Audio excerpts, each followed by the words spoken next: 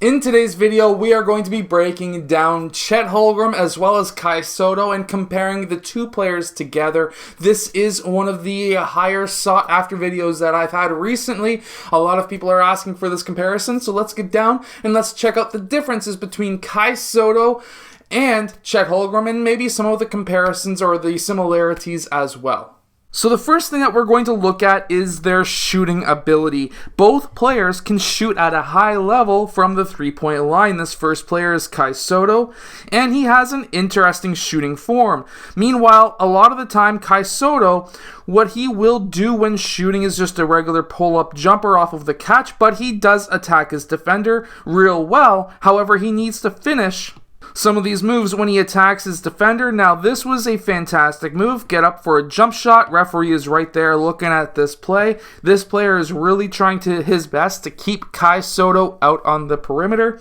And Kai Sotto was able to attack that player, draw the foul, and, well, I almost said and one, but it hit off the side of the backboard. He needs to get just a bit more stronger so that he can finish these plays, especially at the NBA level. Meanwhile, Chet Holmgren, how he creates a lot of his shots is the same where he does it off of the catch. However, he does attack his defender and does a lot of step-back moves on those defenders, very similar to Steph Curry. The main thing that you're actually going to find when you look at these two players is the fact that Steph Curry is one of the idols of Chet Holmgren. Meanwhile, Hakeem Olajuwon and Tim Duncan are the idols of Kai Sotto, and you can kind of see that in their game as well, even though they are well over 7 feet tall each. And this is what I mean. Chet Holmgren will still attack and do a step back and then finish with a three, which is a very high-level move. Now, when comparing the two players, it is kind of hard to really compare and give one a better grade over the other because they both have similar but different games. Whereas Kai Sotto will attack a defender and he will then be able to draw a foul. Meanwhile, Chet Holmgren is going to be more like a Steph Curry who will basically do a step back away from the defender so that he doesn't get fouled while still making that shot. At this point, I would say both players are pretty well one-to-one when it comes to shooting. Meanwhile, when it comes to ball handling, what we do see is Chet Holmgren and as well as Kai Sotto can both run the press, or they can both run the full court. However, when Kai Sotto does run, what we do see is a few times he does lose the ball. And there's more highlights of him losing the ball in this situation than actually keeping the ball, which is a little concerning in a way. However, after he does lose the ball here, he does get it back, his teammate passes to him, and he does finish with a slam dunk. Meanwhile, with a Chet Holmgren, he's able to do a Steph Curry cross on Steph Curry, breaks his ankles in a way, and then finishes with a dunk. To be honest with you, this is a really good move. So it's an in and out crossover. He jabs with the left foot, does an in and out cross to bring the ball back to the right side, which gets Steph Curry to then take a step out towards that left side. Then he's able to do a quick behind the back cross, like if he's about to attack that direction, and then he crosses back behind the back after Steph Curry goes in with the right side to try and strip that ball. And then Chet Holmgren has the ability to take one dribble, and then he's able to go right, left, and then he's able to actually get past the defender and dunk on that defender. Now, how he's able to do this is he sees that defender, he's attacking that defender, but instead of going straight on with that defender, with like so many players do to try and actually just pound it over top of that guy, what Chet Holmgren does, which is actually different than most players, is he jumps sideways to get around that player to be able to still dunk on him. Because even though Chet Holmgren is a strong player, he is still quite slim. And if he was to try and dunk on this guy, he would have some troubles. But by getting around that player, by jumping sideways past him, he's able to finish with a dunk like this. So if you're in a similar situation as Chet Holmgren, you're a bit skinnier and maybe not as powerful as a defender who's trying to block your shot, what you can do is something similar to this. Chet Holmgren's also able to run the full court and get around players with Euro steps to finish. Now, keep in mind that Chet Holmgren and Kai Sotto can both do this. However, Kai Sotto can really only do things like Euro steps from what I've seen in highlights in the half court and not running in the full court. This might be something that Kai Sotto might want to work on getting into the NBA. So to summarize, I would actually give for ball handling the grade to Chet Holmgren. So at this point in time, Chet has 2 points while Kai Sotto has 1. Now we're moving over to passing. Who has the better passing game? Is it Kai Sotto or is it going to be Chet Holmgren? Now, both of these players have great passing abilities. However, Kai Sotto actually adds in a couple of different fakes at the same time and can hit some really crazy passes through really defended, highly defended players, especially those, like in this clip, who cut back door. He can find those players really easily. Meanwhile, Chet Holmgren can actually mix in different dribbling drills, and because of his height, he can still find a multitude of different open players, because as a 7-foot player, you can actually see a lot of things on the court. Like what we see in this clip is he's able to find that player, and then of course in this next clip we see Chet Holmgren able to go from the left hand to right. He's able to keep that smaller player away from him in that press, or in that fast break, I guess you could say, and then he's able to actually send up in a very accurate alley-oop pass. Now, watch this. This is for anyone looking to send up alley-oop passes to players who can dunk or to finish strong. Look where that pass was aimed for. This pass was aimed for the bottom part of that side of the backboard. Now, this is actually very, very skilled. So I always tell players, try to aim for that corner, but generally speaking, if you can hit somewhere in this bottom area, the right side in this case, bottom portion of the backboard, try to keep it so that it hits that part. And there's 2 reasons for this. So if you can hit that area, it's going to be very easy for this player to be able to alley-oop dunk it or alley-oop layup it. While at the same time, if you can aim for that part of the backboard and he misses it, at least that ball is still inbounds. It doesn't fly past the backboard and out of bounds, which would be a turnover.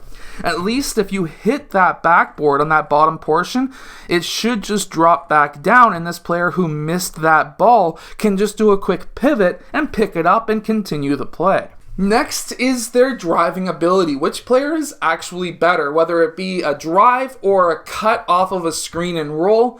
Which player is better? Well, really quickly, let's go back and say that the actual ability to handle the ball, but also be able to pass the ball, is going to go as a tie. Because when it comes to passing the ball, both players can pass the ball at a high level. Kai Sotto being a very accurate passer in the half court.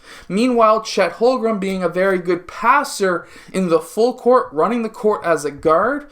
Both players are very good, but they have their own specific areas of the court that they actually specialize in. So even though they're very similar positions, they are quite different players. But as we can see here in this next clip, we actually see a nice screen, nice solid screen, and then he cuts towards the basket after that screen, catches it, keeps the ball high, and dunks it.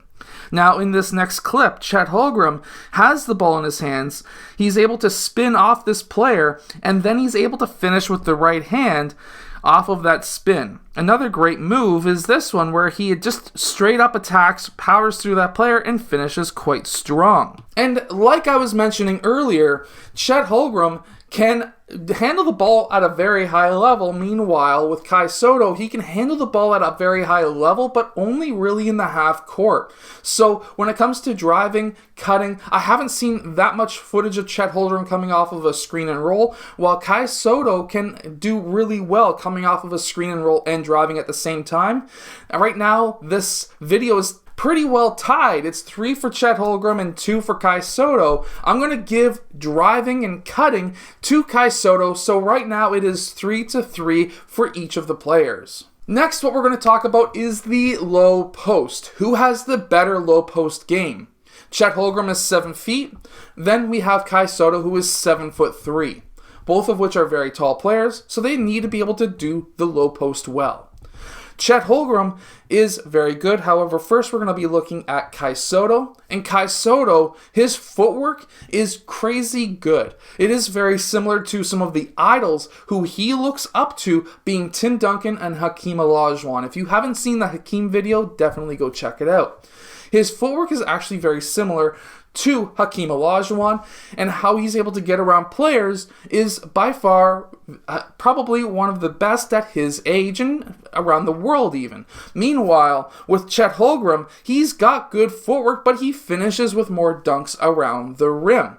He's able to still use fakes, and even with the footwork, it's very simple footwork. It's not advanced, crazy advanced stuff, but he can get around defenders just as easily as Kai Sotto. So in this one move that we see with Kai Sotto, he's able to do a very Hakeem Olajuwon, Michael Jordan-esque move where he goes into a hop and has his feet wider than his defenders, which allows him to spin in either direction. I've broken this move down a few times in videos beforehand.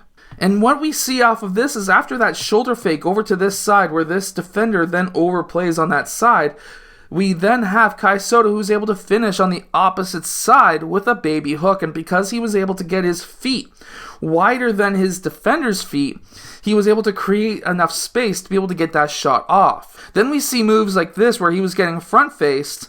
Now, you may be saying, well, he's going to double dribble because he dribbled there. However, he never took control of the ball. He just hit it down, so he can still dribble after he catches it.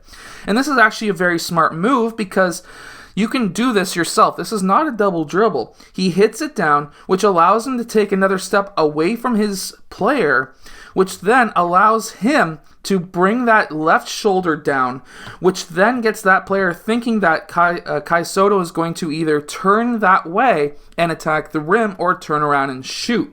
When in reality, we have a shot fake, a nice pivot, and then he's able to turn back the opposite direction, takes that dribble, does a quick hop, 1-2, and then he's able to finish with that baby hook in the middle of the key. Because of moves like this, I feel that Kai Sotto is a little bit better in the low post. However, you can't deny the simplicity of Chet Holmgren's post moves on those players and the ability to get up and rise up over top of everyone and essentially dunk it. Here we get an offensive rebound, nice pivot, doesn't even have to straighten his body up. He's literally looking away from the rim, but he's still able to finish with a dunk.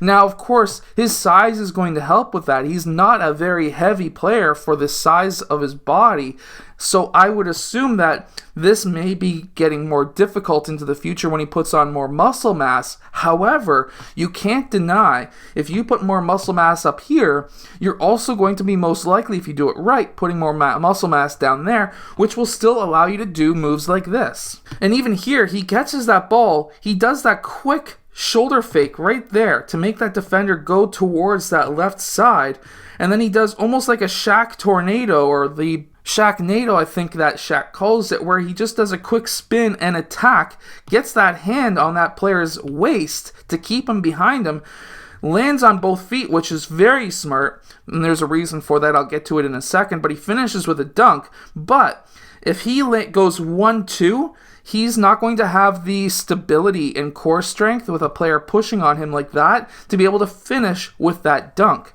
However, if he doesn't land on 2 feet, then what happens here is he could still finish with a reverse, he could still finish with a dunk, but by going on 2 feet, if this player overplayed on this side, that still gives Chet Holmgren the ability to pivot out towards this side, or maybe a little bit farther out to pass the ball to somebody else or to put up a shot.